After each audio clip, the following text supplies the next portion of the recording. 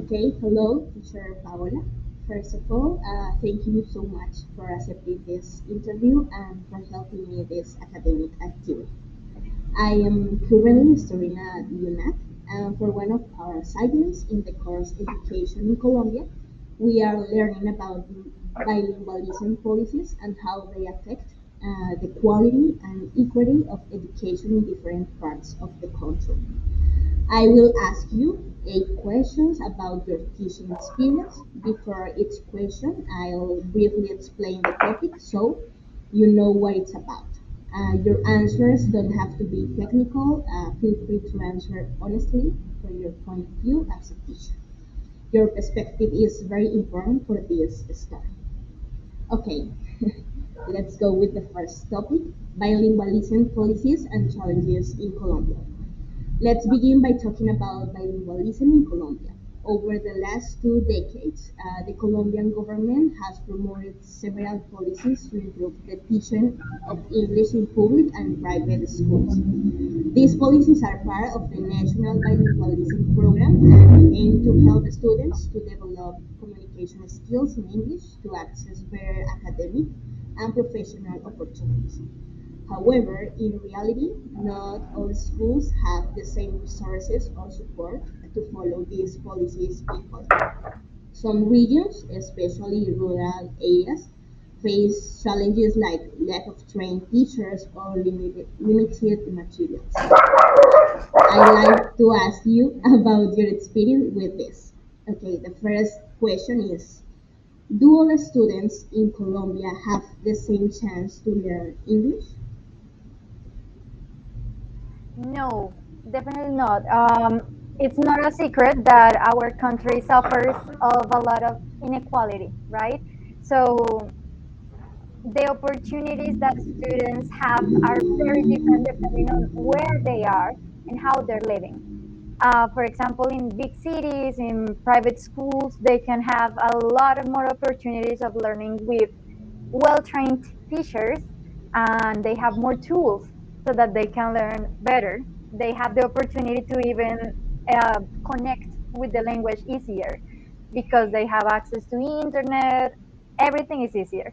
But in little towns, in rural areas, more the teachers do not have the same education, we can say, or the same training so that they can teach a good level of English, and students even more don't have the tools so that they can access to information about the language by themselves, and of course they can't you know like the language so much because they don't connect with it. So it's very difficult to say that all students in the country have the opportunity to study English when it's so different depending on where they are and if they have a quality life that is below the normal level they should have in economy, talking about that. Okay, thank you. The second question is, what are some of the main challenges you face when teaching English in your classroom? I would say the main challenge is lack of support, we can call it, lack of materials like tools that we should have and we should use with the students.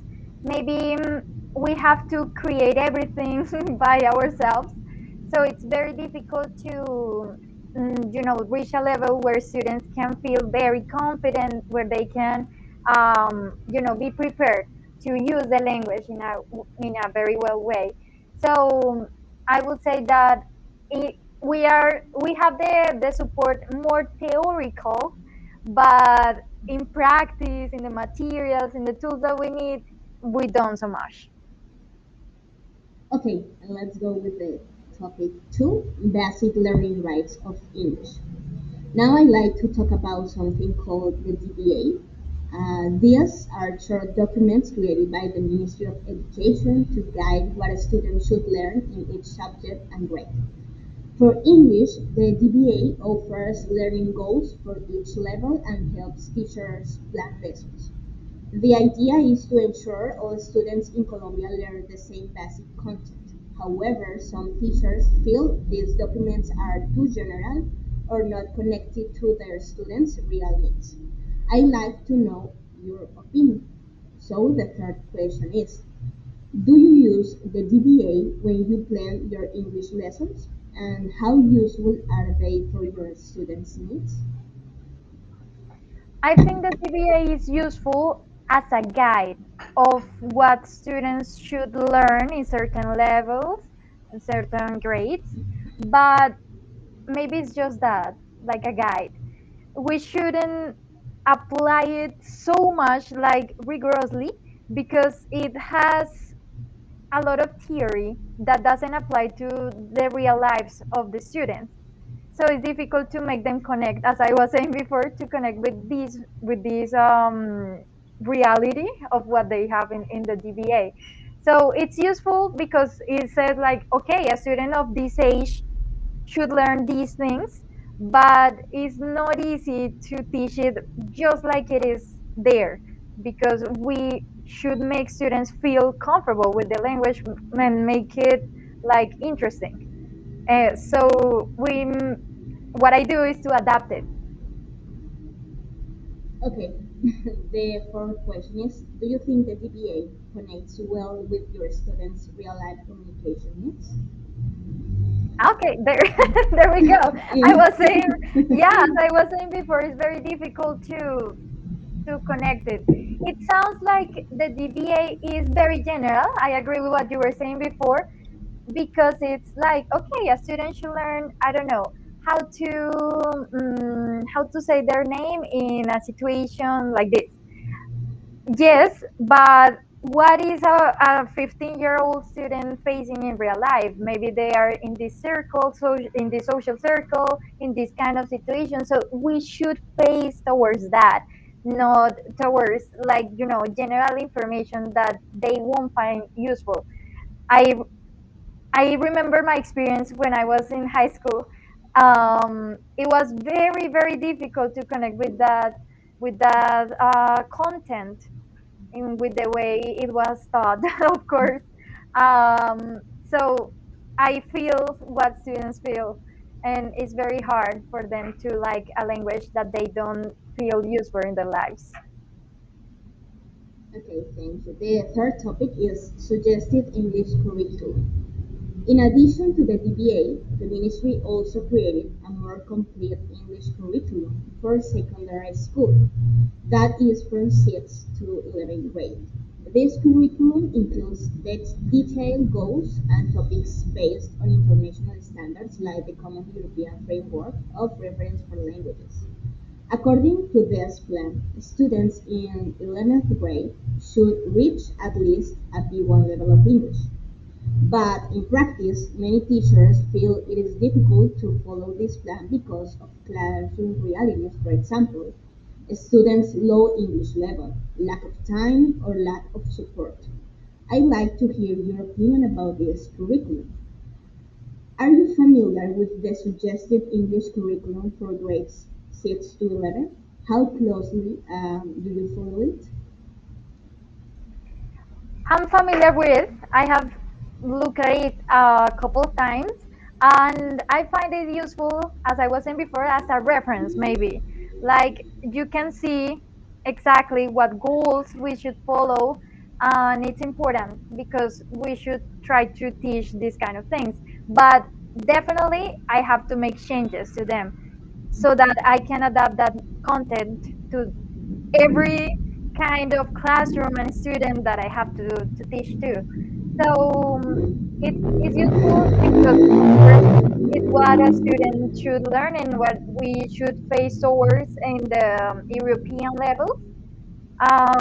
But definitely, it is just a guide. Again, it has to make some changes in so that it adapts to the real life. Okay, and related with the same topic, do you think this curriculum helps students reach a good level of English, like B1 or B2? It's difficult to say that because it's not depending on the curriculum itself. I think the curriculum is very well built, like itself is, it has all the information a student should have, in theory so that they can reach those kind of levels. But in reality, a student graduated from 11th grade, I mean, it's very hard that they get a B1 or B2. If they are lucky, they are at Mhm. A2 level. And it's not just luck, it's just the quality of training the teacher has, and of course the tools that they have. So that they can reach a B1 or B2 level, they should have at least 5 classes a week, 4, 3, but they just have one. It's super hard in that way. And the practice they have apart from the classroom is almost zero. So in that case, I would say it's almost impossible unless we change these kind of policies of the time they apply to practice the language. Not only do exercises, not only do grammar, vocabulary, they need to speak it. And that's the most difficult part. They don't have the time. Okay, continue with the next topic, the topic four, cutting edge technologies in English. Technology has become an important part of education, especially in recent years. In English teaching, many teachers use tools like YouTube, educational apps, videos, games, or virtual platforms to make their classes more dynamic and effective. But access to technology is not the same in every school. Some teachers have internet and digital tools, while others work with very limited resources. Let's talk about your experience with this. So the next question is, what kind of digital tools or technologies do you use to teach English? I love digital tools. I use them like in every class, every day to prepare my classes. Everything is with digital tools because I think they are very dynamic. They connect students, they help them do it, their exercises in a better way. I mean, you know, today everything is related to technology, so we should adapt to that. Of course, I recognize I am in a privileged area and social situation where I can do that. There are teachers that don't have internet, that they don't have even a computer, so they can prepare a simple presentation. In my case, I can do that. I use it every class, a Canva presentation. I use different tools like one page that is called Word Wall. It has a lot of games, a lot of activities that are super fun, and they connect a lot with that.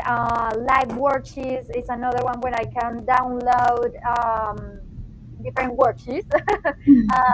It's very very useful. We as a country have a lot of paths to walk around that, but me myself I try to apply it a lot because students connect a lot with technology.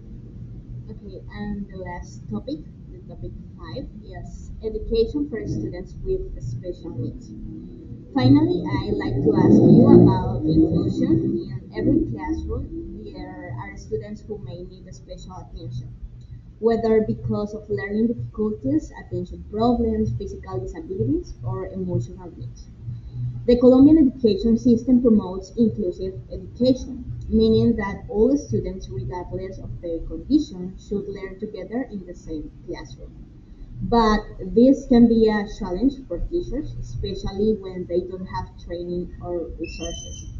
I'd like to know how you work with the students with special needs in your English class and what kind of support you receive. So the final question is, how do you include students with special needs in your English lessons? I think it's very important that these students with special needs are included in the classes. They shouldn't feel left out. They have to make part of every activity, every student. So it's very important that we don't take them apart and do activities only with them. What I try to do is to do something with everyone. So maybe if it's a student who needs special attention because they have a behavior problem, um, I try to change the topic. I try to change the activity so that they can connect again with what we're doing. I haven't had the opportunity to work with students with disabilities, like physical disabilities. But I know that that's what we should do, try to include that, because that was my experience. I had a classmate in an English class where he couldn't see, and what the teacher did was to make everyone part of him, part of what he was living. So she made us read for him, she made us talk to him a lot, so that we can include him in everything. So that's what we should do. It's hard because we don't have a lot of training for these kind of situations. We should improve it that way, but that's what I try to do myself. Okay, that was the last question.